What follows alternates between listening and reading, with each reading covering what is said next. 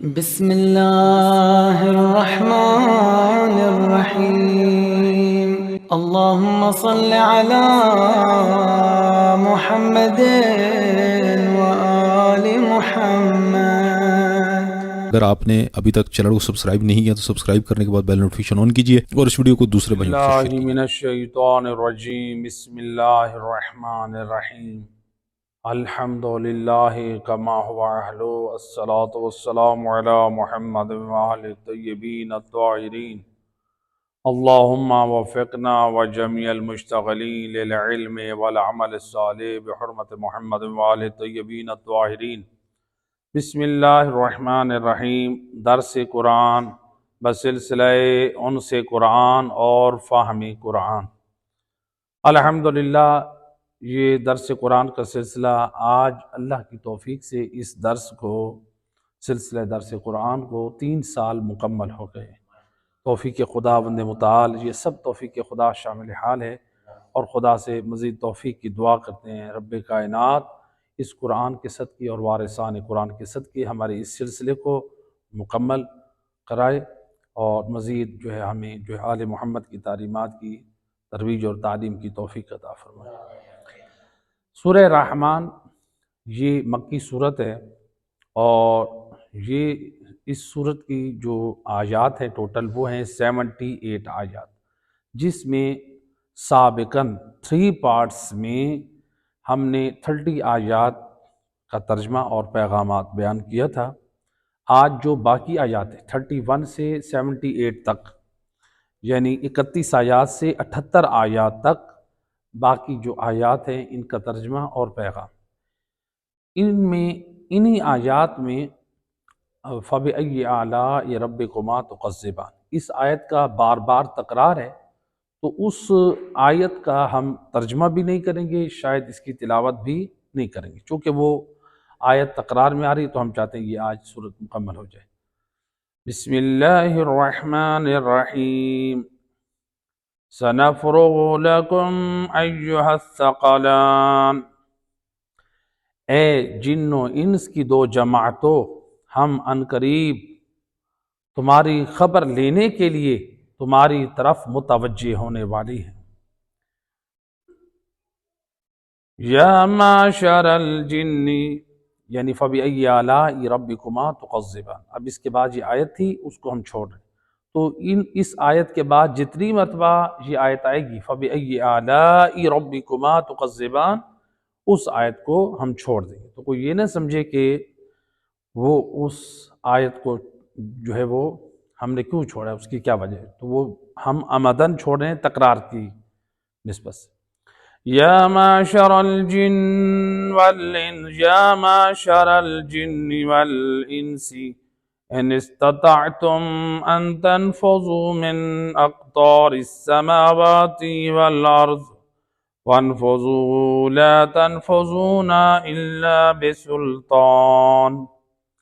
اے گروہ جن و انس، اگر تم استطاعت رکھتے کہ تم آسمانوں اور زمین کی حدود سے نکل جاؤ تو نکل جاؤ، مگر تم اللہ کی سلطنت کے بغیر نہیں نکل سکتے، تم نہیں یہ قدرت رکھتے، یعنی اگر تم چاہو کہ اللہ کی سلطنت اللہ کی حکومت سے باہر نکل جاؤ، اللہ کہتے ہیں تو نکل جاؤ، لیکن یہ تمہاری اختیار میں ہی نہیں، جب تک اللہ نہ چاہے اللہ کی قدرت کے بغیر تم نہیں نکل سکتے خدا کی حکومت سے۔ یرسل علیکما شواظ من نار ونحاس فلا تنتصران۔ یرسل علیکما شواظ من نار ونحاس فلا تنتصران، تم دونوں پر، یعنی اے گروہ جن و انس، تم دونوں پر آگ کے شعلے اور تانبے کی چنگاریاں چھوڑی جائیں گی، اور تم جس سے بھی مدد مانگو گے تو مدد نہ پاؤ گے۔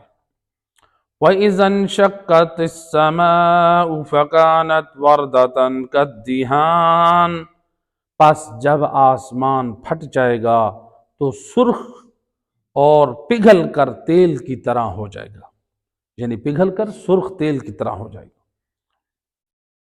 وَيَوْمَئِذٍ لَا يُسْأَلُ عَنْ ذَنبِهِ إِنسٌ وَلَا جَانٌ، پس قیامت کے دن کسی انسان اور جن سے گناہ کے بارے میں سوال نہ کیا جائے گا۔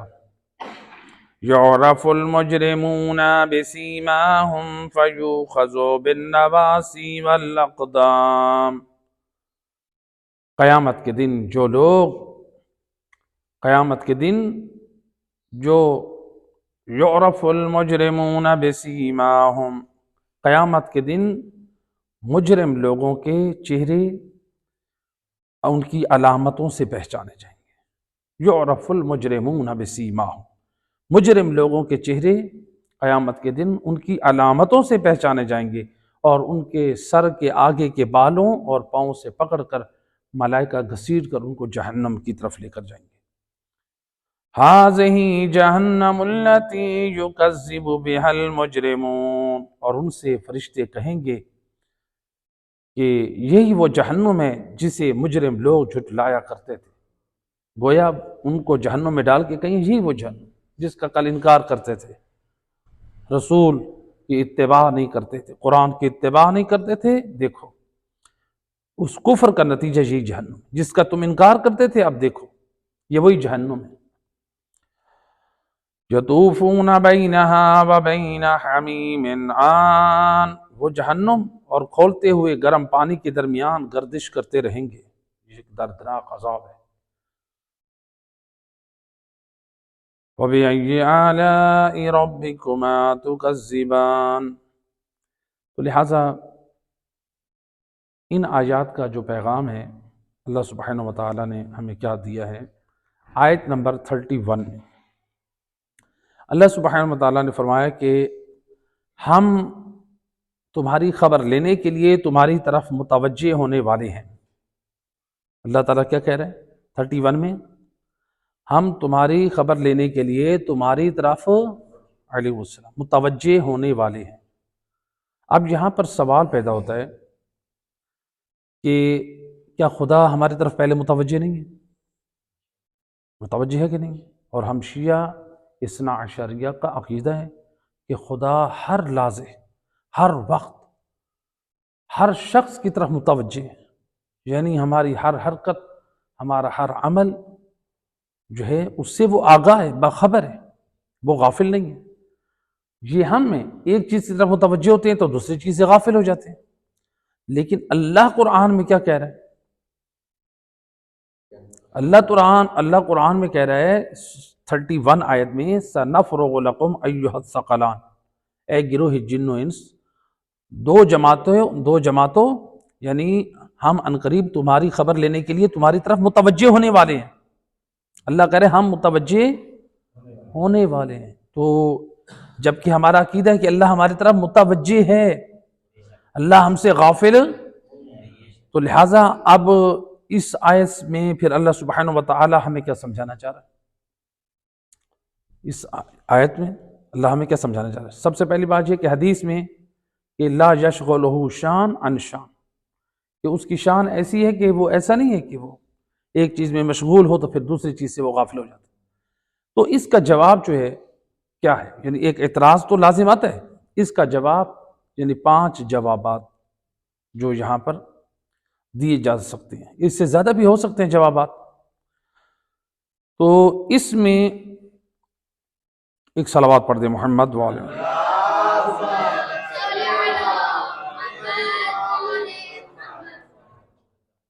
ہاں جی، یہاں پر جو ہے اس کا جواب یہ ہے کہ چونکہ دنیا دار امتحان ہے، دنیا دار امتحان ہے، تو جب تک دنیا میں انسان سرکشی میں ہے، حرام اور گناہوں میں ہے، تو یہ ایک پہلا مرحلہ ہے۔ اللہ سبحانہ وتعالیٰ نے انسان کو دنیا میں آزاد بھیجا ہے، بتا دیا کہ یہ ہدایت کا راستہ ہے، نیکی کا راستہ ہے، اور یہ برائی کا راستہ ہے، اس کو آزاد چھوڑا، یہ ہے پہلا مرحلہ۔ تو جب اس مرحلے سے انسان فارغ ہوگا تو پھر انسان دوسرے مرحلے میں داخل ہوگا۔ تو لہٰذا یہ جو کہا گیا نا کہ ہم عنقریب تمہاری طرف متوجہ ہونے والے ہیں، یعنی مقصد یہ ہے کہ ابھی تم دنیا میں ابھی پہلے مرحلے میں ہو، تو جب یہ دوسرے مرحلے میں آؤ گے یعنی آخرت میں، تو تمہیں جو اعمال دنیا میں کرتے رہے ہو برے، اب وہاں پر تو تم ہمارے حساب و کتاب سے فرار نہیں کر سکتے، تو جب ہمارے حساب و کتاب سے تمہیں فرار نہیں ہے تو لہٰذا پھر کیا کرنا پڑے گا؟ تو لہٰذا ہم تمہاری طرف متوجہ ہوں گے، یعنی تمہارا حساب و کتاب ہمارے پاس ہے، تمہارا رجوع ہمارے پاس ہے، تو لہٰذا پھر ہم تمہاری طرف متوجہ ہوں گے، تمہاری خبر لیں گے۔ ابھی ہم نے تمہیں آزاد چھوڑا دنیا میں، جو مرضی ہے کر لو، سرکشی کر لو، گمراہی کر لو، گناہ کر لو، حرام کر لو، آخرت میں تم نے ہماری طرف آنا ہے، پھر دیکھو اس وقت ہم تمہارے ساتھ کیا کرتے ہیں۔ تو یہاں پر جو ہے اس بات یہ جواب دیا جا سکتا ہے۔ آیت نمبر 33، آیت نمبر 33 یعنی 32 کو ہم چھوڑ رہے ہیں، جن آیات میں کہا گیا فَبِأَيِّ آلَاءِ رَبِّكُمَا تُكَذِّبَانِ، نہ اس کا ترجمہ کریں گے چونکہ ہم ان کے ترجمے بھی پہلے کر چکے ہیں اور پیغامات بھی دے چکے ہیں، تو ان آیات میں پروردگار بار بار انسان کو جو ہے متنبہ کر رہا ہے، غفلت سے بیدار کر رہا ہے۔ تو آیت نمبر 33 میں اللہ سبحانہ وتعالیٰ نے اس کا کیا پیغام دیا؟ اس میں اللہ نے سمجھایا کہ خدا کے فیصلے اور اس کی سزاؤں سے فرار نہیں ہے۔ اللہ تعالیٰ نے فرمایا یا معاشر الجن والانس ان استطعتم ان تنفذوا من اقطار السماوات والارض فانفذوا لا تنفذون الا بسلطان، اے گروہ جن و انس، اگر تم استطاعت رکھتے ہوتے کہ تم آسمان و زمین کی حدود سے نکل جاؤ تو نکل جاؤ، لیکن تم اللہ کہہ رہے کہ تم اللہ کی سلطنت کے بغیر ایسا نہیں کر سکتے، اللہ کی سلطنت اور حکومت سے نہیں نکل سکتے، جہاں بھی جاؤ گے خدا کی حکومت ہے، خدا کی سلطنت ہے۔ تو اس میں اللہ ہمیں کیا پیغام ہدایت دے رہا ہے کہ پوری کائنات میں اللہ کی سلطنت اور حکومت ہے، گویا اس میں ہمیں یہ پیغام دیا کہ دیکھو اے گروہ جن و انس، خدا کی ذات حاضر اور ناظر ہے، وہ تمہارے ہر عمل سے، تمہاری ہر حرکت سے آگاہ اور واقف ہے، تو دیکھو خدا کی نافرمانی اور معصیت نہ کرو، گناہ نہ کرو، خدا حاضر اور ناظر ہے۔ تو لہٰذا اس لیے روایت ہے، اس آیت کے ضمن میں وارث قرآن کی زبان سے اگر پیغام مل جائے، ایک شخص آیا امام حسین علیہ السلام کی خدمت، اللہم صلی علیہ، آ کر کہتا ہے یبن رسول اللہ انا رجل عاص، اے فرزند رسول میں گناہگار شخص۔ آج امام حسین علیہ السلام سے محبت کرنے والا جوان ذرا امام حسین علیہ السلام کی خدمت میں تو دیکھے، امام کی تعلیمات کی طرف توجہ تو کریں۔ ہم حسینیت سمجھتے ہیں کہ ایام عزا آ جائیں، ہم سیاہ کپڑے پہن لیں، ہم یا حسین کی صدا بلند کر لیں، ہم ماتمی حلقوں میں کھڑے ہو جائیں، یہی مقصد حسینیت ہے۔ یہ آپ نے امام حسین علیہ السلام کی مظلومیت کا پرچار کیا ہے، آپ نے جلوسوں میں اور حلقوں میں کھڑے ہو کر یا حسین کی صدا بلند کر کے بتایا ہم امام حسین علیہ السلام کی مظلومیت کا پرچار کرنے آئے ہیں کہ ان کے اوپر ظلم کیا گیا، لیکن امام حسین علیہ السلام کی یہ شہادت کا مقصد نہیں تھا، تو لہٰذا ہم یہ غم کا اظہار کرتے ہیں، ایک مودت امام حسین علیہ السلام کا تقاضا ہے۔ اصل مقصد امام حسین کربلا میں کیا تھا، ہم اس کو سمجھیں، امام حسین علیہ السلام کی زبانی۔ لہٰذا ہمارا ہر جوان جو امام حسین سے محبت کرتا ہے، امام حسین کی تعلیمات کو اٹھا کر دیکھے۔ آج علماء سے لوگ ذرا جو ہے وہ دور بھاگتے ہیں، تو میں ان عزاداروں کو، ان جوانوں سے کہوں گا کہ آئیں، نہ مانیں آپ علماء کی بات، آپ امام حسین کی تو بات مان سکتے ہیں، جس امام کے نام پہ آپ سب کچھ اپنا قربان کرنے کے لیے تیار ہیں، جس امام کی نام پہ آپ ساری رات جاگ کر عزاداری کرتے ہیں، جس امام کے نام پہ آپ بہت کچھ کرتے ہیں، اس امام علیہ السلام کے کلمات کو نہیں اپنا سکتے، اس امام کا احترام کریں۔ امام حسین علیہ السلام زبان عصمت سے پیغام حسینیت کیا دے رہے ہیں۔ ایک شخص آیا یبن رسول اللہ انا رجل عاص، فرزند رسول میں گناہگار شخص ہوں، ولا اصبر عن المعصیہ، فرزند رسول میں گناہگار شخص ہوں، میں گناہوں پر صبر نہیں کر سکتا، فاعذنی بموعظۃ، اے فرزند رسول مجھے ایسی واعظ و نصیحت کیجئے جو میری زندگی کو بدل کے رکھ دے۔ اللہ، آج ہمارا ہر جوان یہ کہے، ہر عزادار کی یہ سوچ ہونی چاہیے ہر امام حسین کے سچے حسینی حبدار کی یہ سوچ ہونی چاہیے، ہر مسلمان کی یہ سوچ ہونی چاہیے کہ ہم اپنی اصلاح کے لیے رسول کے دروازے پہ یا رسول کی آل پہ وارثان قرآن کی طرف توجہ کریں۔ تو لہٰذا امام حسین علیہ السلام کی خدمت میں جب اس نے یہ عرض کی فرزند رسول مجھے پاک نصیحت کیجئے جس سے میری زندگی بدل جائے، تو آئے ہر جوان جو عزادار چاہتا ہے امام حسین کی زبانی اپنی زندگی بدلنا چاہتا ہے، آج جو ہر حبدار حسینی اپنی زندگی بدلنا چاہتا ہے، خود کو پاک کرنا چاہتا ہے، امام حسین علیہ السلام اپنی زبان عصمت سے کیا پیغام دے رہے ہیں؟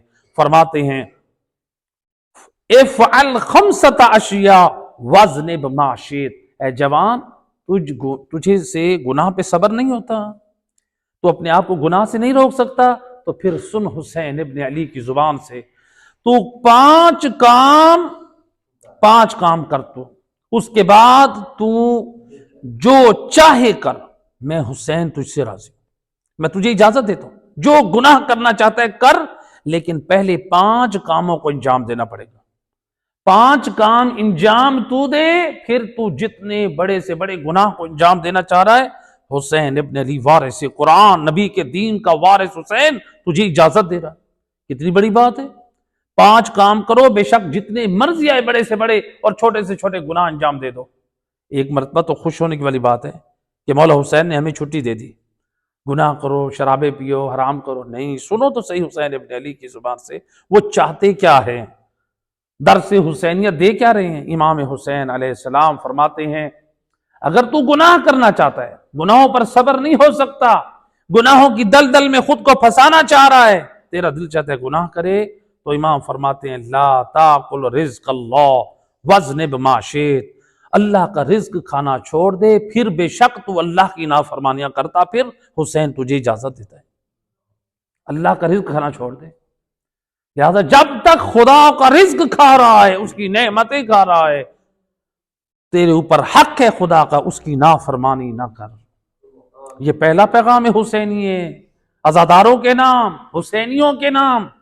دوسرا پیغام امام حسین ابن علی فرماتے ہیں اخرج من ولایت اللہ واذنب ما شئت، اے جوان، اے اپنے آپ کو گناہوں پہ کنٹرول نہ کرنے والا، گناہوں کی دلدل میں پھنسنے والا، اللہ کی سلطنت اور حکومت سے نکل جا، ایسی جگہ جا جہاں پر خدا کی حکومت نہ ہو، جہاں پر خدا کا کنٹرول نہ ہو، ایسی جگہ جا جہاں پر خدا نہ ہو، خدا کی حکومت نہ ہو، خدا کا کنٹرول نہ ہو، ایسی جگہ تلاش کر، پھر وہاں پر تو گناہ کر، حسین راضی ہے۔ کائنات کا کوئی حصہ نہیں ہے جو خدا کے کنٹرول سے باہر ہو، کائنات کے ہر حصے میں رب کائنات کا کنٹرول ہے، اسی کی سلطنت ہے، اسی کی شاہی ہے۔ تو لہٰذا یہ دوسرا پیغام حسینی تھا۔ تیسرا امام فرماتے ہیں اطلب موضع اللہ یراک اللہ واذنب ما شئت، اے جوان، گناہوں پر صبر نہیں ہو سکتا، گناہوں کی دلدل میں پھنسنا چاہتا ہے، آپ فرماتے ہیں پھر تو ایسے مقام پر چلا جا، گناہ انجام دے جہاں پر تو یہ دیکھے کہ خدا تجھے نہیں دیکھ رہا۔ جس جگہ پر خدا تجھے نہیں دیکھ رہا وہاں پر حسین تجھے اجازت دے رہے، تو جتنے مرضی آئے گناہ پر۔ لہذا کوئی زمین کا کوئی حصہ نہیں ہے جہاں پر خدا نہ دیکھے۔ لہذا امام بتا رہے ہیں خدا کو حاضر ناظر مان اور خدا سے حیا کر، خدا ہر جگہ دیکھنے والا ہے۔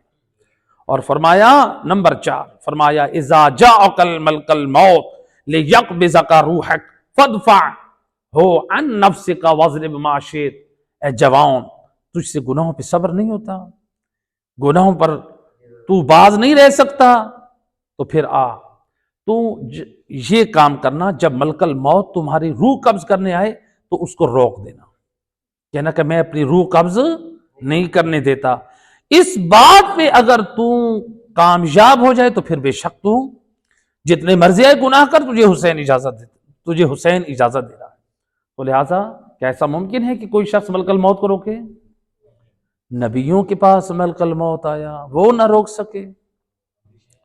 حضرت سلمان بن داؤد جو نبی خدا تھے، جو ہواؤں میں تخت چلانے والے تھے، جنت میں اپنی جو بنائی تھی جنت دیکھنے کے لیے اندر داخل ہونا چاہ رہے، لیکن اس جناب اسرائیل نے کیا کہا، جا نبی اللہ، بس حکم خدا، اسی دروازہ جنت پہ آپ کی روح قبض کرنی. روایت میں کیا میں لیٹ جاؤں؟ نہیں، کھڑے ہوئے خدا کی ذات چاہتی ہے، کھڑے ہوئے آپ کی روح قبض کرنی ہے. کھڑے ہوئے خدا کے نبی کی، حضرت سلمان کی حکم خدا سے کیا ہوئی؟ روح قبض کی گئی. حضرت سلمان نبی جو ہے وہ عصا کے سہارے پہ کھڑے ہوئے اور کافی عرصہ کھڑے رہے، اور جنوں نے دیکھا کہ یہ جو ہے کھڑے ہوئے ہیں، نہ کھا رہے ہیں نہ پی رہے ہیں، ان کو وہم ہوا. انہوں نے کہا کہ بس یہی خدا ہے، پرستیں شروع کر دی. اب حکم خدا ہوا، سیوی جو کیڑا ہوتا ہے، دیمک کا کیڑا ہوتا ہے، خدا کی طرف سے حکم ہوا کہ آپ حضرت سلمان کی جو عصا ہے لکڑی، اس کو دیمک کو حکم دیا کہ اس کو چاٹنا شروع کر دے. دیمک نے چاٹا، جیسے ہی عصا بوسیدہ ہوا، حضرت سلمان جو ہے نیچے گر پڑے. تو جس سے خدا یہ بتانا چاہ رہا ہے کہ دیکھو یہ میں ہوں قادر، ان اللہ علی کل شیء قدیر. سلمان کا ارادہ تھا میں جنت بنا کر دیکھوں، لیکن رب کا ارادہ کیا ہے؟ نہیں. دروازہ جنت پہ روح قبض ہوگی، اور ان لوگوں کو، ان جو جنات مخلوق جو بہک گئی تھی، ان کو بھی بتانا تھا دیکھو خدا ایسا نہیں ہے جو عاجز ہو. جب تک عصا کا سہارا تھا کہ وہ کھڑا تھا ان کا جسد، اور جب تک نہیں تھا تو پھر وہ گرا کے بتا دیا کہ نہیں، یہ خدا نہیں ہو سکتا. تو لہٰذا کیا کہا؟ اے جوان، تجھ سے اگر گناہوں پہ صبر نہیں ہو سکتا تو پھر ملک الموت کو روک دینا، وہ تمہاری روح قبض نہ کرے. تیسرا فرمایا اذا ادخلک مالک فی النار فلا تدخل فی النار واذنب ما شئت. اے جوان، جو تجھ سے گناہ پہ صبر نہیں ہوتا، کہتا ہے کہ میں نہیں بچ سکتا، تو پھر جب میدان قیامت میں جب تجھے دروغ جہنم جب جہنم میں ڈالنے لگے تو پھر اس وقت اس کو روک دینا کہ میں جہنم میں نہیں جاتا. کہ تجھے اس پر اختیار ہے؟ اگر اس پر اختیار ہے، اس کو روک سکتا ہے، تو پھر تو جتنے مرضی گناہ کر، حسین تجھ سے راضی. لہٰذا امام حسین علیہ السلام نے یعنی انسان کو اس قدر دعوت فکر دے دی حسینی کو، اپنے حوبدار کو، کہ دیکھ اپنے آپ کو سنبھال، شیطان کے بہکاوے میں آ کے، گمراہ لوگوں کی بات میں آ کے اپنے دین کو، اپنے ایمان کو برباد نہ کر. صلوات پڑھے محمد والے.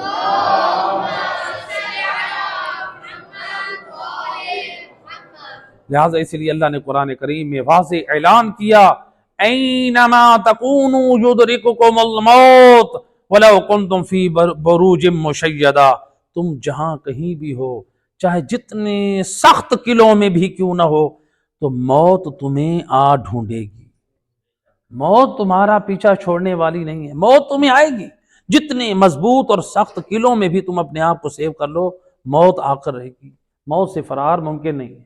موت وہ امر وجودی ہے جس کا کافر بھی انکار نہیں کرتے. وہ بھی کہتے ہیں کہ موت حتمی امر ہے. کوئی بھی کافر نہیں ہے کہ جو موت کا انکار کرتے. موت حتمی. لیکن ہم لوگ غافل ہیں. موت کے تو وہ بھی قائل ہیں. ہم کہیں کہ ہم موت کو مانتے ہیں، موت حق ہے، ہم نے موت مان لیا، حق ہے. کافر بھی مانتے ہیں موت حق ہے. فرق ہم میں اور ان میں کیا ہونا چاہیے؟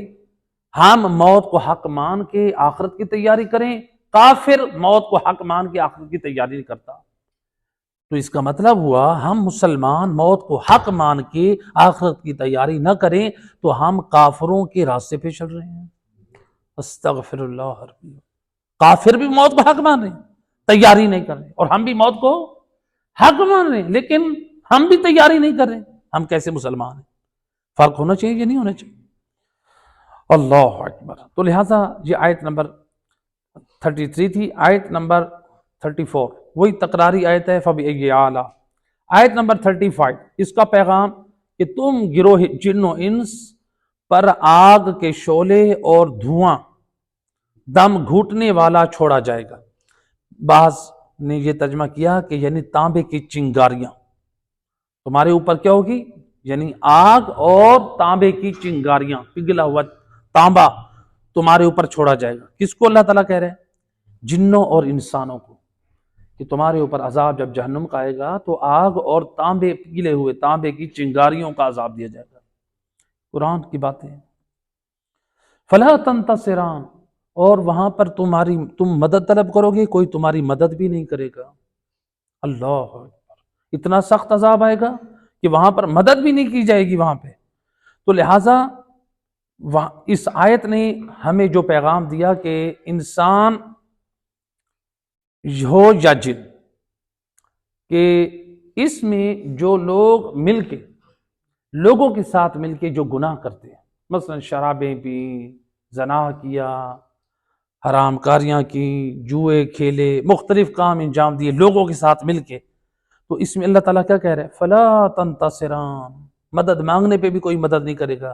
جن لوگوں کے ساتھ بیٹھ کے تم دنیا میں اپنے ایمان اور دین کو برباد کرتے تھے، دیکھو وہی لوگ تمہاری مدد نہیں کریں گے، وہ چیزیں بھی تمہاری مدد نہیں کریں گی جن کے ساتھ اپنے دین اور ایمان کو برباد کرتے تھے، اور وہ افراد بھی تمہاری مدد نہیں کریں گے، تو لہٰذا تمہاری کوئی بھی مدد کرنے والا نہ ہوگا. وہاں پر یعنی اس بات کی طرف ہمیں سمجھایا گیا.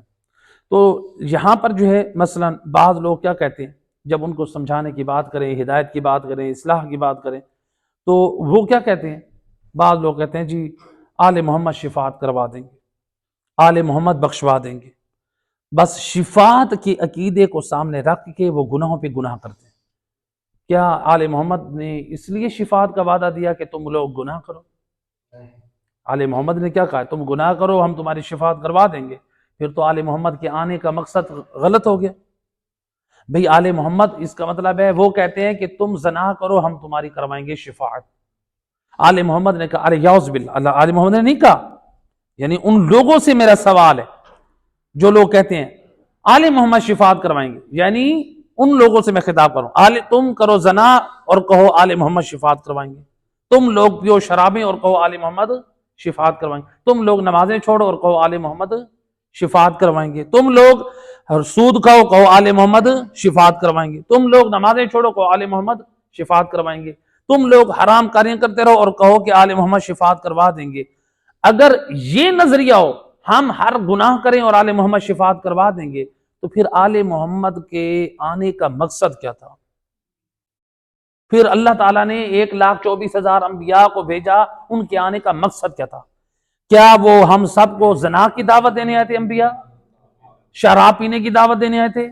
زنا کی، نمازیں چھوڑ دیں، حرام کاریوں کی دعوت دینے آئے تھے؟ یا ہمیں ہدایت کرنے آئے تھے، دیندار بنانے آئے تھے، نمازی بنانے آئے تھے، والدین کا خدمت گزار بنانے آئے تھے، صدقہ و جاریہ کے کام انجام دینے کے لیے آئے تھے؟ کس کام کے لیے تھے؟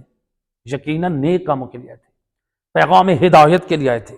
اللہ نے ان کو ہدایت کا پیغام دے کر ہادی بنا کر بھیجا تھا. تو جب اللہ نے ان کو ہادی بنا کر بھیجا تو پھر ہم کس وجہ سے ہم کہیں کہ ہم گناہ کریں اور کہیں کہ وہ ہماری شفاعت کرا دیں گے؟ بے شک عقیدہ شفاعت حق ہے، اس کا کوئی منکر نہیں ہے. آل محمد کی شفاعت حق ہے. صلوات پڑھے محمد وآل محمد. آل محمد کی شفاعت حق ہے، لہذا اس کا کوئی منکر نہیں ہے. لہذا ہم آل محمد کی شفاعت کے قائل ہیں. ان کی شفاعت یقیناً آل محمد کے حبداروں کے لیے. لیکن آل محمد کی شفاعت کا مطلب یہ نہیں ہے ہم گناہ ان کی شفاعت کی امید پر کرتے رہیں. آل محمد ہمیں کامیاب دیکھنا چاہتے ہیں. آل محمد کی بارگاہ میں جب آپ جائیں نا تو اپنے درجات کی بلندی کے لیے شفاعت یا کچھ غفلت سے کام ہو گئے، انجام ہو گئے، تو آپ آل محمد کی بارگاہ میں ایسے جائیں کہ آپ کا استقبال کریں، نہ کہ مجرم بن کر جائیں. مجرم انسان کی اپنے خاندان میں بھی کوئی عزت نہیں ہوتی ہے. بتاؤ ذرا آل محمد کی نگاہ میں مجرم کی عزت ہے؟ پاک کردار مومن کی عزت ہے. تو لہٰذا اس لیے اب شفاعت تو حق ہے. آئیں ذرا خود مولا علی علیہ السلام کی زبانی مولا علی کیا فرماتے ہیں؟ امام علی فرماتے ہیں جو شفاعت آل نبی پر، جو شفاعت امام علی کی وجہ سے گناہوں پہ گناہ کرتے ہیں اور دین پر عمل نہیں کرتے، ان کے نام مولا علی کا پیغام. یہ کسی مولوی کی بات نہیں کر رہا ہوں، یہ میری بات نہیں ہے، یہ کس کی بات کر رہا ہوں؟ مولا علی علیہ السلام جس کی محبت کا دم بڑھتے ہیں اور جس کی ولایت اور شفاعت کی امید پر لوگ گناہ کرتے ہیں. آؤ مولا علی سے پوچھیں وہ کیا چاہتے ہیں. مولا علی علیہ السلام فرماتے ہیں لا تلحقہ شفاعتنا الا بعد 300,000 سنہ۔ امام علیہ السلام فرماتے ہیں بعض بدبخت اور بد نصیب ایسے بھی ہیں جن کو 3 لاکھ سال بعد ہماری شفاعت حاصل ہوگی۔ کتنے سال بعد؟ 3 لاکھ سال بعد۔ 3 سال نہیں، 3,000 نہیں، 3 لاکھ سال۔ اور اللہ قرآن کریم میں کیا فرماتا ہے؟ وَقَوْنَ مِقْدَارُهُ 50,000 سنہ۔ قیامت کے ایک دن کی مقدار قرآن کہہ رہا ہے 50,000 سال کا دن ہوگا۔ قیامت کا دن کتنا بڑا ہے؟ وَقَانَ مِقْدَارُهُ 50,000 سنہ، 50,000 سال کا دن ہے۔ اللہ کہہ رہے قرآن میں، قرآن کے مطابق قیامت کے دن کی جو عرصہ ہے وہ ہے 50,000 سال۔ اور مولا علی کہتے ہیں کہ کچھ بدبخت اور بد نصیب وہ ہیں جن کو 3 لاکھ سال ہماری شفاعت حاصل نہیں ہوگی۔ اب ہم تو شفاعت کی امید پہ گناہ کر بیٹھے ہیں، اور مولا علی کیا کہہ رہے ہیں؟ پتہ نہیں ہمارے کون سے بڑے بڑے گناہ اور جرائم ہوں گے جو ہمیں آل محمد سے دور کر دیں۔ تو لہٰذا اپنی اصلاح کریں، اپنی ہدایت کریں قرآن کی روشنی میں اور آل محمد کے کلام کی روشنی میں۔ تو لہٰذا یہ پیغام ہدایت، یہ نہ کسی مولوی صاحب کی طرف سے ہے، یہ نہ میری طرف سے، مولا علی کا کلام۔ اصلاح کریں۔ آیت نمبر 36 تکراری آیت ہے، آیت نمبر 37۔ اس آیت کا پیغام جس طرح سابقہ آیات میں اللہ سبحانہ وتعالی نے قیامت کے حوادث اور صفات کا ذکر کیا، صلوات پڑھیں محمد والے اللہم صلی علیہ، جس میں اللہ نے ذکر کیا، تو ان آیات میں بھی اللہ سبحانہ وتعالی نے بیان کیا ہے کہ کون سے حالات۔ آیت نمبر 37 میں فرمایا کہ قیامت کی ہولناکیوں کے منظر کی طرف اشارہ کیا، کہا کہ اس میں یہ ہے کہ 37 میں جب آسمانی کرے شک ہو کر سرخ رنگ کے تیل کی طرح ہو جائیں گے۔ اللہ سبحانہ وتعالی نے 37 آیت میں کیا فرمایا تھا؟ وَإِذَا انشَقَّتِ السَّمَاءُ، جب آسمان پھٹ جائیں گے، فَقَانَتْ وَرْدَةً قَدِّهَانٍ، اور سرخ تیل کی طرح ہو جائیں گے۔ جس طرح کڑاہے میں سرخ تیل ہوتے نا، پروردگار کہہ رہے ہیں کہ قیامت کا منظر ایسا ہوگا، ہولناکی کی طرف اللہ تعالیٰ دعوت ہے، آسمان پھٹ کر سرخ تیل کی طرح ہو جائیں گے۔ ایک وحشت ہوگی، ایک خوف ہوگا۔ تو یعنی قیامت میں یہ ہولناکی کا ایک منظر ہے۔ تو اب جب قیامت کے منظر کی یہ ہولناکی ہے، اتنا خوف و ہراس ہے، تو قیامت میں عذاب کتنا سخت ہوگا، اس عذاب کے بارے میں اشارہ کیا ہے دعائے کمیل میں امیر المومنین علی ابن ابی طالب علیہ السلام، اللہم صلی علیہ۔ امام علیہ السلام دعائے کمیل میں فرماتے ہیں وَهُوَ بَلَاءٌ تَطُولُ مُدَّتُهُ، وہ ایسا عذاب آئے گا جس کی مدت بڑی طولانی ہے، وَيَدُومُ مَقَامُهُ، اور وہاں پر ہمیشہ کے لیے رہیں گے۔ یہ جہنمی گناہگار لوگ جہنم میں کیا کریں گے؟ ہمیشہ کے لیے۔ وَلَا يُخَفَّفُ عَنْ أَهْلِهِ، اور وہاں پر ان جہنمیوں پر عذاب میں کمی بھی نہیں آئے گی۔ لِأَنَّهُ لَا يَكُونُ إِلَّا عَنْ غَضَبِكَ وَانْتِقَامِكَ وَسَخَطِكَ، اے اللہ یہ عذاب جہنم کا کیسے کم ہو؟ اس لیے کہ وہ جو عذاب جہنم کا آئے گا، امام کہہ رہے ہیں وہ تیرے غضب کی وجہ سے آئے گا، وہ تیرے انتقام کی وجہ سے آئے گا، اور وہ تیری ناراضگی کی وجہ سے آئے گا۔ تو لہٰذا اللہ تعالیٰ اس میں واضح کرے وَهَذَا مَا لَا تَقُومُ لَهُ السَّمَاوَاتُ وَالْأَرْضُ۔ مولا علی دعائے کمیل میں کیا فرما رہے ہیں؟ فرماتے ہیں کہ یہ اتنا سخت عذاب ہوگا جسے 7 آسمان اور زمینیں برداشت کرنے کی طاقت نہیں رکھتے۔ دعائے کمیل کا جملہ، یہ جہنم کا عذاب اتنا سخت ہے جسے 7 آسمان برداشت نہیں کر سکتے، 7 زمین برداشت۔ ذرا بتائیں جس عذاب کو آسمان اور زمینیں برداشت نہیں کر سکتے، ہمارا نازک بدن برداشت کر سکے گا؟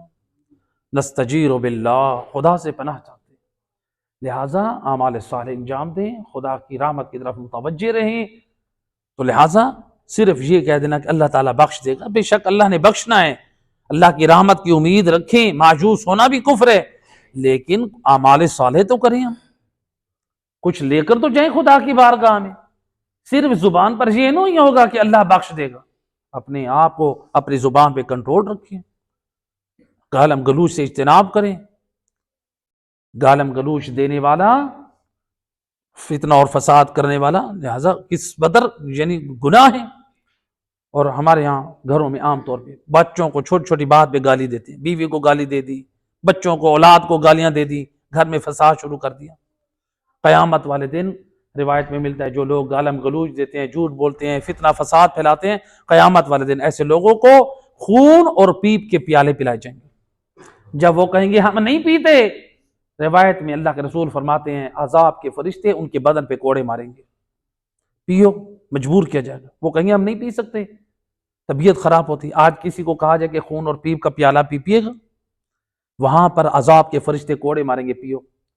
جب دنیا میں تم بیٹھ کر مزے سے اولاد کو، بیوی کو، لوگوں کو گالیاں دیتے تھے، وہاں حیا اور شرم نہیں آتی تھی، اب پیو. اللہ کے رسول فرماتے فرشتے زبردستی مار مار کے اس کو وہ خون اور پیپ کے پیالے پلائیں گے. سخت ترین عذاب ہوگا. لہٰذا مومن اپنی زبان کو پاک رکھے، درود شریف کا ورد رکھا کریں، ذکر خدا کیا کریں. تو لہٰذا یہاں پر جو ہے اللہ تعالیٰ نے اس نقطے کی طرف متوجہ کیا ہم سب کو کہ دیکھو قیامت کے دن آسمان جب پھٹ جائیں گے اور سرخ تیل کی طرف آ جائیں گے. اور مولا علی علیہ السلام نے کیا سمجھایا ہمیں دعائے کمیل سے، اس کا کیا پیغام دیا. آیت نمبر 38 میں فرمایا کہ وہ تکراری آیت ہے 39 فَيَوْمَئِذٍ لَا يُسْأَلُ عَنْ ذَنبِهِ إِنسٌ وَلَا جَانٌ. اس آیت کا پیغام جس کا ترجمہ کیا ہے کہ قیامت کے دن کسی انسان اور جن کے گناہ کے بارے میں اس سے سوال نہیں ہوگا. ترجمہ کیا ہے؟ انسان کے اور جن کے گناہ کے بارے میں اس سے سوال نہیں ہوگا. بھئی آپ تو سنتے رہتے ہیں قیامت والے دن ہمارے گناہوں کا سوال ہوگا، ایسے کہ نہیں ہے؟ پھر تو بندہ یہ کہے کہ ماشاءاللہ قرآن کی آیت ہے، اللہ تعالیٰ کہہ رہا ہے کہ قیامت والے دن انسان اور جن کے گناہ کے بارے میں سوال، قرآن کی آیت ہے سورہ رحمان آیت نمبر 39 قرآن کی آیت ہے وَيَوْمَئِذٍ لَا يُسْأَلُ عَنْ ذَنبِهِ إِنسٌ وَلَا جَانٌ. قیامت کے دن انسان اور جن کے گناہوں کے بارے میں اس سے سوال نہیں ہوگا. قرآن کی آیت. پھر تو آج انسان گناہوں پہ گناہ کرے. اللہ تعالیٰ قرآن میں کہہ رہے سوال نہیں ہوگا تمہارے گناہوں کے بارے میں. مولویوں نے ہمیں خامخواہ ڈرا رکھا ہے ایسے. پھر تو بندہ گناہوں پہ گناہ کرتا رہے، جبکہ قرآن کی کتنی آیات ہیں. تو پھر اللہ سبحانہ وتعالی اس آیت میں کیا سمجھانا چاہ رہا ہے؟ آپ کیسے سمجھتے ہیں کہ قرآن قیامت والے دن سوال ہوگا یا نہیں ہوگا؟ ہوگا. ہمارا ایمان ہے اور قرآن اور معصومین کے فرامین اس کے اوپر موجود ہیں. تو جب کہ ہم قرآن میں آیات دیکھتے ہیں، دیکھیں قرآن کی چند آیات کو پیش کرتے ہیں، ذرا توجہ کیجیے گا. پہلی آیت مجیدہ اللہ سبحانہ وتعالی نے فرمایا لَتُسْأَلُنَّ يَوْمَئِذٍ عَنِ النَّعِيمِ. قیامت والے دن اللہ تعالیٰ تم سے نعمت کے بارے میں، جو سب سے اچھی نعمت ہے اس کے بارے میں ضرور سوال کرے گا. تو اس میں سوال کا ذکر ہوا کہ نہ ہوا؟ اللہ کہہ رہا ہے تم سے نعمت کے بارے میں سوال ضرور ہوگا. دوسری آیت صافات آیت نمبر 24 فرمایا وَقِفُوهُمْ إِنَّهُمْ مَسْئُولُونَ. ان کو روکو، ان سے سوال ہوگا. سوال ہو گیا، دوسری آیت آ گئی. تیسری آیت سورہ حجر اور آیت نمبر 92 اور 93 فرمایا فَوَرَبِّكَ لَنَسْأَلَنَّهُمْ أَجْمَعِينَ. تیرے رب کی قسم ہم ان سے ضرور سوال کریں گے. ہیں جی، تیرے رب کی قسم ان سب سے سوال کریں گے. اما کانوا یعملون، جو وہ دنیا میں اعمال انجام دیتے تھے. اللہ تعالیٰ کہہ رہے ہیں تیرے رب کی قسم ہم ان سے ضرور سوال کریں گے. کس چیز کے بارے میں؟ جو دنیا میں وہ برے کام انجام دیتے رہے. اللہ کہہ رہے ہیں ہم سوال کریں گے. تیسری آیت ہو گئی. چوتھی آیت اس میں فرما رہے سورہ نحل کی آیت نمبر 56 قال لَتُسْأَلُنَّ عَمَّا كُنتُمْ تَفْتَرُونَ. خدا کی قسم تم سے ضرور سوال ہوگا جو تم افترا بازیاں کرتے تھے. تو لہٰذا ان چار آیتیں اور بھی آیات بہت ساری ہیں، ان چار آیتوں میں یہ واضح ہوا کہ اللہ تعالیٰ کہہ رہا ہے کہ سوال ہوگا. سورہ رحمان کی آیت نمبر 39 میں کیا کہا کہ قیامت والے دن جن اور انس سے سوال. اب الظاہر ان 4 آیتوں کو سامنے رکھیں، ایک آیت کو سامنے رکھیں، دونوں میں ٹکراؤ ہے یا نہیں ہے؟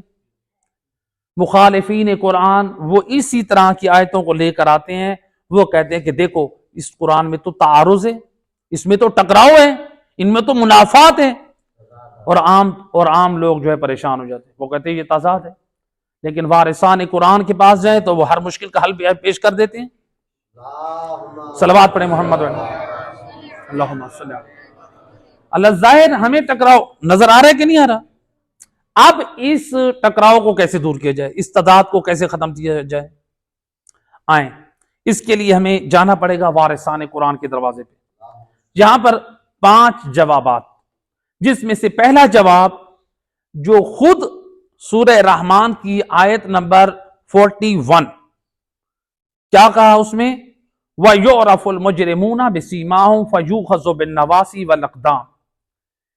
اس اعتراض کا جواب اسی سورہ رحمان کی آیت نمبر 41 نے دیا. کیا جواب دیا؟ یعرف المجرمون، قیامت کے دن مجرم لوگ پہچانے جائیں گے. کس سے؟ بسیماہم، اپنے چہروں کی علامتوں سے پہچانے جائیں گے.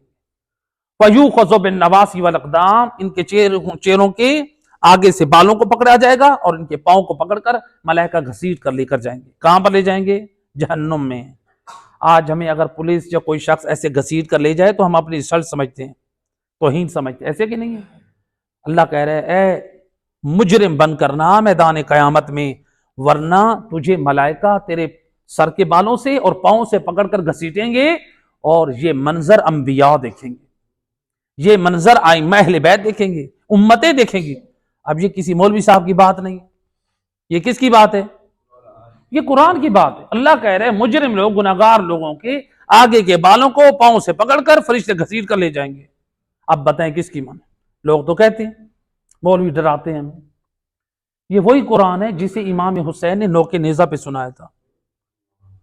یہ وہی قرآن ہے جسے مولا علی علیہ السلام نے آغوش رسالت میں سنایا تھا. اور قرآن پہ ایمان رکھتے ہیں، قرآن کی مانے. قرآن کیا پیغام دے رہا؟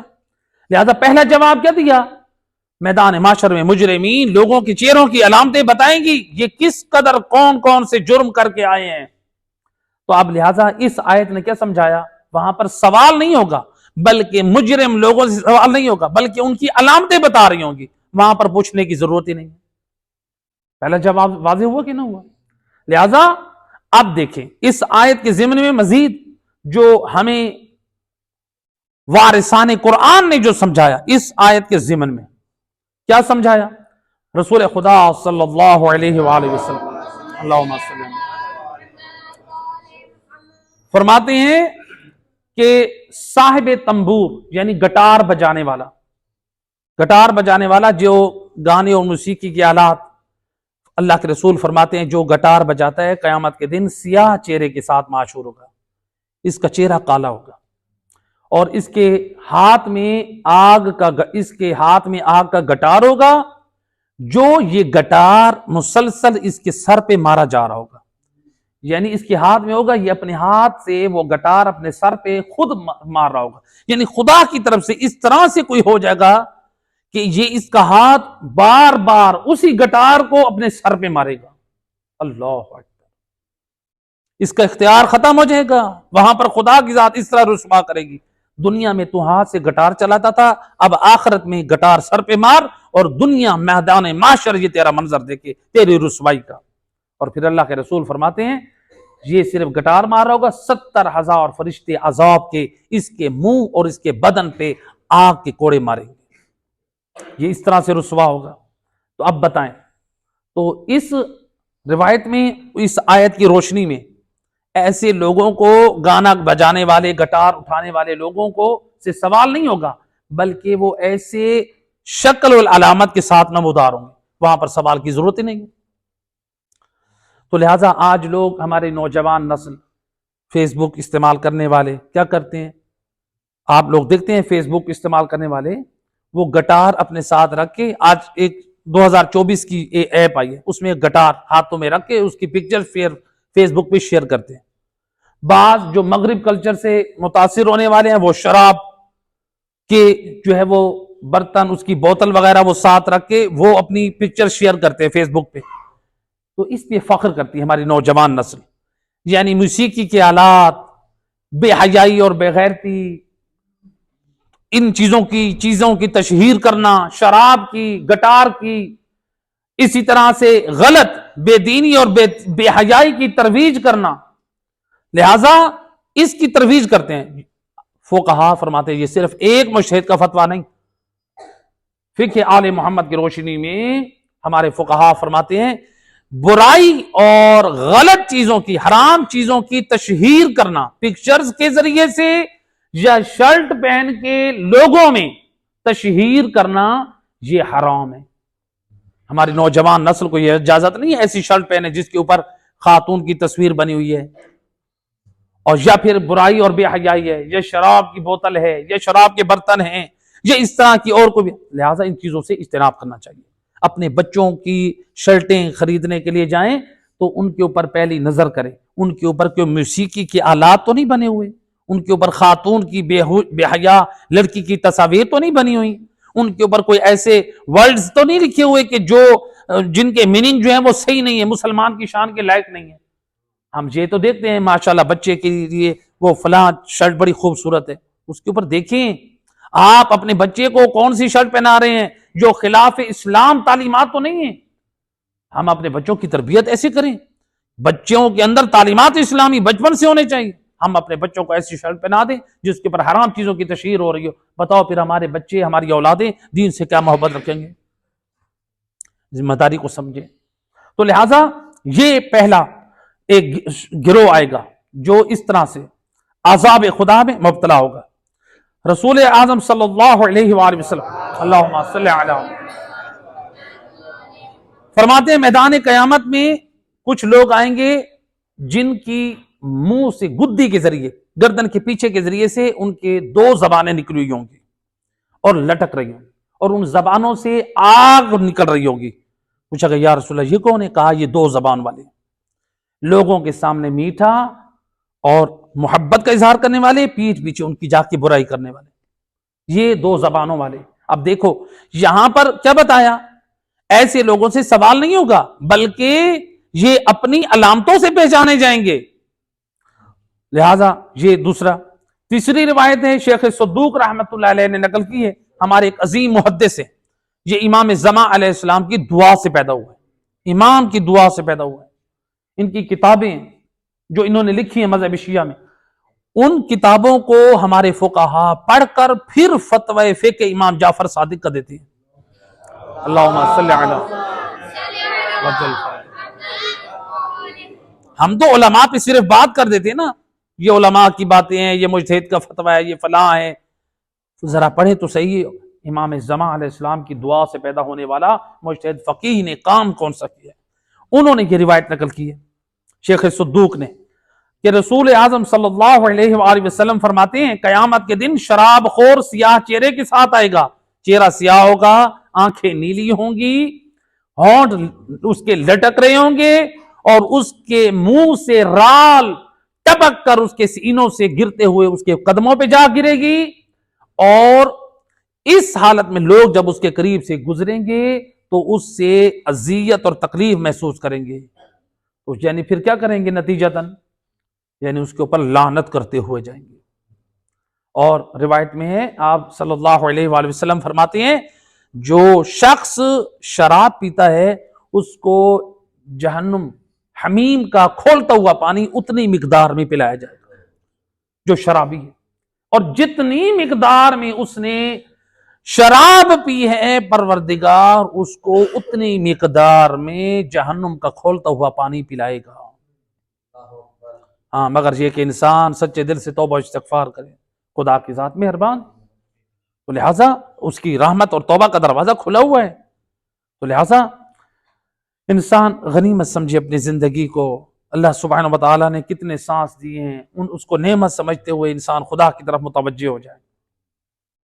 تو لہٰذا یہ ہے. اور پھر آپ صلی اللہ علیہ وآلہ وسلم نے فرمایا شراب خور پیاسا مرتا ہے، جو شراب کا عادی ہے شراب خور پیاسا مرتا ہے، اور پیاسا مرتا ہے تو اس کے بعد آپ نے فرمایا کہ اس شخص کو پیاسا معشور کیا جائے گا. مرتا بھی پیاسا ہے اور معشور بھی پیاسا ہوگا. 1000 سال تک یہ پیاسا رہے گا. جبکہ قیامت کا دن کتنے 1000 سال کا ہے؟ 50,000. وَقَانَ مِقْدَارُهُ 50,000 سنہ. 50,000 سال کا ایک دن ہے. ایک دن ہے 50,000 سال کا. اور یہ کتنے دن؟ 1000 سال. استغفر اللہ ربی واتوب نستجیر باللہ. یہ شرابی جو ہے پیاسا رہے گا اور چلاتا رہے گا. اس کے بعد اس کو جہنم کا کھولتا ہوا پانی پلایا جائے گا. آپ بتائیں، دنیا مولا علی کے ہاتھ سے آب کوثر سے سیراب ہوگی اور یہ بد نصیب بدبخت جہنم کے کھولتے ہوئے پانی سے اس کو سیراب کیا جائے گا. پھر بھی یہ پیاسا رہے گا، اس کی پیاس ختم نہ ہوگی. تو لہذا یہ تھا پہلا جواب کہ قیامت والے دن سوال نہیں ہوگا. اس کا جواب کیا دیا؟ کس نے دیا؟ قرآن اور وارثان قرآن نے، کہ انسان اپنے اعمال کی نشانیوں کے ساتھ آئے گا تو وہاں پر سوال کرنے کی ضرورت ہی نہیں. تو لہٰذا آیت کا معنی غلط نہ سمجھا جائے کہ قیامت والے دن گناہ کے بارے میں سوال نہیں ہوگا. لہٰذا یہ اس وجہ سے. تو دوسرا جواب اس کا جو دیا گیا ہے کہ اللہ کو مجرم افراد کے جرم کا علم ہے. دوسرا جواب، اللہ کو مجرم افراد کے جرم کا علم ہے، لہذا اللہ کو ضرورت نہیں ہے کہ وہ مجرم سے پوچھے کہ بتا تو نے یہ کیوں کیا، بلکہ وہ جو صرف یہ پوچھے گا، اللہ یہ نہیں پوچھے گا کہ تم نے یہ کام کیا، تم نے شراب پی. اللہ کو ضرورت نہیں ہے پوچھے، بلکہ اللہ تعالیٰ یہ پوچھے گا بتا تو نے شراب کیوں پی، تو نے زنا کیوں کیا، تو نے نماز کیوں چھوڑی. یہ سوال ہوگا. تو لہٰذا یہ دوسرا جواب. تیسرا جواب، قیامت کے دن روایات سے استفادہ ہوتا ہے. کئی موقف ہیں، یعنی ٹھہرنے کے لیے کئی موقف ہیں. روایات میں ملتا ہے کہ حتیٰ کہ 50 مقامات ہیں جہاں پر انسان کو ٹھہرایا جائے گا، اور بعض جگہوں پہ سوال ہوگا اور بعض جگہوں پہ سوال نہیں ہوگا. یعنی وہاں پر خود بخود اس کی علامتیں جو ہے وہ اس کو بتا دیں گی کہ یہ جو ہے کیسا ہے. نیک لوگوں کے چہرے کھلے ہوئے ہوں گے اور برے لوگوں کے چہرے مرجھائے ہوئے ہوں گے، اور ان کے ساتھ کچھ علامتیں ہوں گی. نیک لوگوں کے ہاتھوں میں، دائیں ہاتھ میں نام اعمال ہوگا، برے لوگوں کے بائیں ہاتھ میں نام اعمال ہوگا. تو گویا اس طرح سے خود پہچان ہو جائے گی. تو یہ ہے تیسرا اس کا جواب. نمبر 4، تحقیق والے سوال کی نفی ہے. یعنی وہاں پر تحقیق والے سوال کی نفی ہے اس یہاں پر، کیونکہ اس دن مجرم کا ہر جوڑ، ہر بال خود اس کے خلاف گواہی دے گا. انسان کچھ نہیں کرے گا، وہاں پر بے بس ہو جائے گا. وہ جتنا بھی کرے گا نا، کوشش کرے گا. قرآن کہہ رہا ہے کہ وہاں پر انسان کے جو ہے نا منہ پہ مہر لگا دے گا، اس کے ہاتھ بولیں گے. لہذا انسان کے اعضاء و جوارے اس کے خلاف گواہی دیں گے. وہ کہیں گے بار الہ یہ کام فلاں کر کے آیا تھا. تو لہذا انسان رسوا ہو کے رہ جائے گا. 5واں جواب جو ہے وہ امام علی رضا علیہ الصلوۃ والسلام. امام فرماتے ہیں من اعتقد الحق ثم اذنب ولم يتب فی الدنیا عذب علیہ فی البرزخ. امام فرماتے ہیں جو شخص عقیدہ حق رکھتا ہے، یعنی مومن ہے، اللہ پر، رسول پر، قرآن پر، اہل بیت پر، کعبہ پر، تمام مذہب حقہ یعنی اسلام کی جو حقانیت ہے اس کے اوپر اعتقاد رکھتا ہے، اور پھر وہ گناہ کر لیتا ہے اور وہ بغیر توبہ کے دنیا سے چلا جاتا ہے، تو امام فرماتے ہیں اس کے اوپر برزخ میں عذاب آتا ہے. وَيَخْرُجُ يَوْمَ الْقِيَامَةِ وَلَيْسَ لَهُ ذَنْبٌ يُسْأَلُ عَنْهُ. امام علیہ السلام فرماتے ہیں جب مومن کے دامن میں اتنے گناہ ہوں جس کی توبہ نہ کر کے جائے، وہ برزخ میں گناہوں سے پاک ہوگا اور میدان محشر میں اس سے سوال نہیں ہوگا. قیامت والے پھر اس سے تو جس کے گناہوں کی سزا اس کو برزخ میں دے دی گئی، پھر اس سے میدان قیامت میں سوال نہیں ہوگا. لیکن جس کے گناہوں کی سزا برزخ میں بھی پوری نہیں ہوئی، پھر اس سے بھی سوال میدان محشر میں ہوگا. اور وہ ہمارے پاس روایت موجود ہے، جناب فاطمہ زہرا سلام اللہ علیہا، اللہم صلی علی.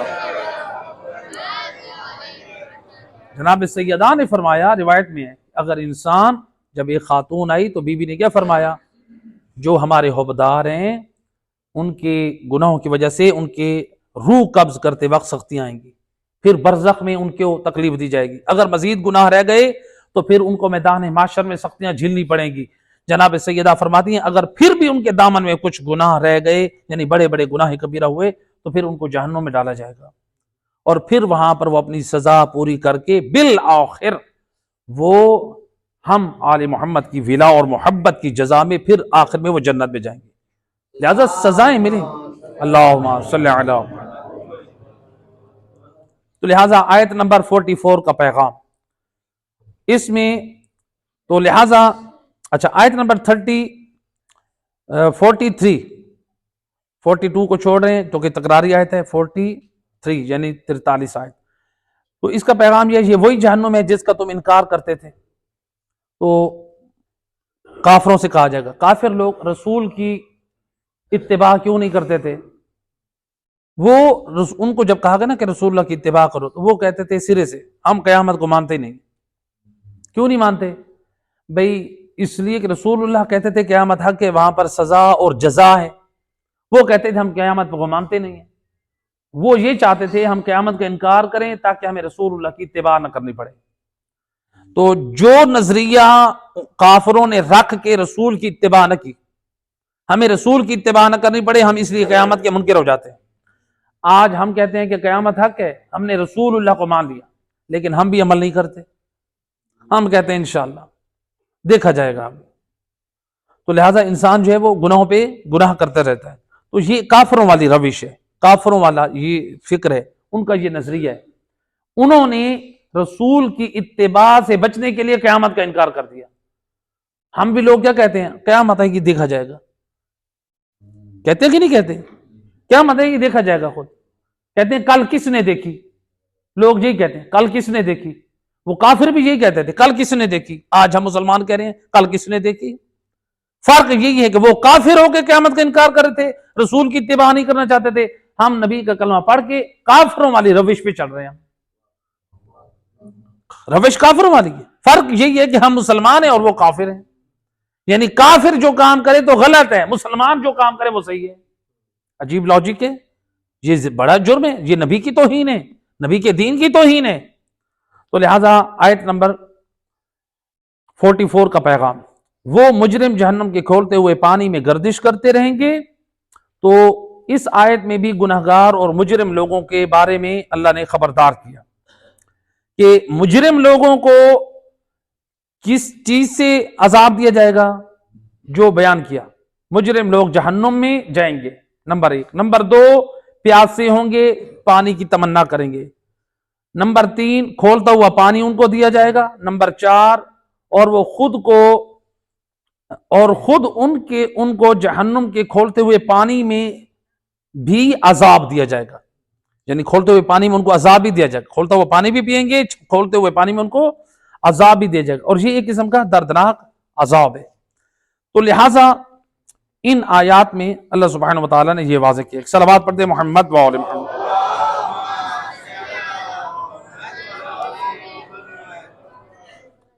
ان آیات میں اس کے بعد اللہ سبحانہ وتعالی نے آیت نمبر 46 نمبر آیت میں فرمایا وَلِمَنْ خَافَ مَقَامَ رَبِّهِ جَنَّتَانِ، فرمایا جو شخص اپنے رب کی بارگاہ میں حاضر ہونے سے ڈرتا ہے اس کے لیے 2 باغ ہیں۔ اس کے لیے کیا ہیں؟ 2 باغ ہیں۔ تو اس کے بعد جو آیت نمبر ہے 47 یعنی 47 آیت سے لے کر آیت نمبر 78 تک، یہ آیات ان کا جو ہے میں صرف ترجمہ کروں گا، چونکہ اس میں صرف 2 پیغام ہیں اور باقی اللہ تعالیٰ نے جنت کی نعمتوں کا ذکر کیا ہے۔ اللہ نے اس میں جنت کی نعمتوں کا ذکر کیا۔ تو پہلا کیا کہا کہ یہ جنت کے 2 باغ کس کے لیے ہیں؟ ان کے لیے ہیں جو اللہ کا خوف رکھتے ہیں۔ اب دیکھیں، پہلے جو ہے صلوات پڑھیں محمد و اہل بیت پر، اللہم صلی علی۔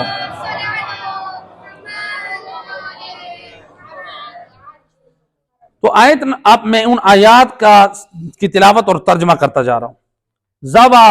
زواتان افنان، دونوں باغ تر و تازہ شاخوں والے ہیں، یعنی جو جنتیوں کو باغ دیے جائیں گے وہ کون سے ہوں گے؟ تر و تازہ باغ ہوں گے۔ پھر فرمایا فیہما عینان تجریان، اس میں 2 چشمے بھی جاری ہوں گے۔ فیہما من کل فاکہۃ، اس میں ہر قسم کا پھل بھی ہوگا۔ متکئین علی فرش بطائنها من استبرق وجن الجنتین دان، اور جنتی لوگ وہ تختوں پر، فرشوں پر کیا ہے، ٹیک لگائے بیٹھے ہوں گے، تکیہ لگائے، اور اس کے اوپر جو ہے وہ کیا ہوگا، ریشم کے جو ہے اس کے اوپر استر ہوں گے، اور دونوں باغوں کے پھل ان کی دسترس میں ہوں گے۔ فیہن قاصرات الطرف لم یطمثہن انس قبلہم ولا جان، اور ان باغوں میں جو حوریں ہوں گی، جو بیویاں ہوں گی، وہ اپنے شوہروں تک نگاہ محدود رکھنے والی ہوں گی، اور جنہیں اس سے پہلے نہ کسی انسان نے مس کیا ہوگا نہ کسی جن نے۔ کأنہن الیاقوت والمرجان، یہ حوریں اور بیویاں ایسی ہوں گی جیسے حسین اور جمیل یاقوت اور موتی ہوتے ہیں، اس طرح ان کا حسن ہوگا۔ حل جزاء الاحسان الا الاحسان، احسان کا بدلہ احسان کے سوا کیا ہو سکتا ہے۔ ومن دونہما جنتان، اللہ کہہ رہے ان کے علاوہ، ان دو جنتوں کے علاوہ دو اور جنتیں بھی ہیں، اور فرمایا مدہامتان، دونوں باغ سرسبز گھنے ہیں، فیہما عینان نضاختان، اور پھر ان دونوں باغوں میں ابلتے ہوئے چشمے ہیں، فیہما فاکہۃ والنخل والرمان، اور ان دونوں باغوں میں کیا ہوگا، مختلف پھل ہوں گے، اور اس میں کھجور ہوگی اور اس میں انار ہوں گے، اور فیہن خیرات حسان، اور ان جنت کے باغوں میں ایسی بیویاں ہوں گی جو پاک سیرت بھی ہوں گی اور خوبصورت بھی ہوں گی۔ حور مقصورات فی الخیام، جنت کے خیموں میں چھپی ہوئی انتظار میں بیٹھی ہوں گی، یعنی جنت کے خیموں میں ہوں گی چھپی ہوئی۔ لم یطمثہن انس قبلہم ولا جان، ان حوروں کو آج تک نہ کسی انسان نے ٹچ کیا ہوگا نہ کسی جن نے۔ متکئین علی رفرف خضر وعبقری حسان، اور جنتی لوگ جو ہے یہ سبز رنگ کے اور نفیس رنگ کے فرشوں پر یہ تکیہ لگائے بیٹھے ہوں گے۔ آخری آیت میں فرمایا تبارک اسم ربک ذو الجلال والاکرام، اور اے نبی تیرے رب کے نام جو ہے بابرکت ہے، جو ذو الجلال بھی ہے اور والاکرام بھی ہے۔ ان آیات کے درمیان جو آیت تکرار میں آئی تھی فَبِأَيِّ آلَاءِ رَبِّكُمَا تُكَذِّبَانِ، اس کو ہم نے عمدن چھوڑ دیا، چونکہ ہم نے شروع میں بھی ذکر کیا تھا، تو لہٰذا ان کو ہم نے عمدن چھوڑ دیا۔ تو اب یہاں پر ان آیات میں جو پیغام کیا دیا گیا، دیکھیں اللہ نے کہا کہ وَلِمَنْ خَافَ مَقَامَ رَبِّهِ جَنَّتَانِ، جو اللہ کا خوف رکھتے ہیں ان کے لیے جنت کے دو باغ ہیں۔ تو یہاں پر ایک نقطہ ہمیں بہت عظیم پیغام دیا قرآن نے۔ ہمیں آج کل ذرا سبز باغ بہت دکھائے جاتے ہیں، نماز کی ضرورت نہیں ہے، روزے کی ضرورت نہیں ہے، قرآن کی ضرورت نہیں ہے، جو ہے وہ والدین کے احترام کی ضرورت نہیں ہے، خمس کی ضرورت نہیں ہے، زکوٰۃ کی ضرورت نہیں ہے، حج کی ضرورت نہیں ہے، کسی ضرورت نہیں ہے، بس اہل بیت کے آپ حوبدار بن گئے ہیں، آپ مولا حسین کے عزادار بن گئے ہیں، مولا حسین کے زوار بن گئے، جنت آپ کی پکی ہے۔ یہ ہمیں دکھا دیے سبز باغ، یہ کیا ہے، یہ سبز۔ اللہ سبحانہ وتعالیٰ نے جس باغ کی جنت جیسے باغ کی بات کی نا، اللہ نے کہا یہ سبز باغ نہیں دکھا رہا ہوں میں تمہیں۔ سبز باغ وہ ہوتے ہیں جو خیالی پلاؤ ہوتے ہیں، جس کا وجود حقیقت میں نہیں ہوتا۔ اللہ کہہ رہا ہے میں تمہیں سبز باغ یہ وہ نہیں دکھا رہا جو لوگ دکھاتے ہیں، خدا کہہ رہا ہے میں نے یہ وہ باغ جنت کے جس کے وارث محمد وآل محمد ہیں۔ اللہم صلی اللہ،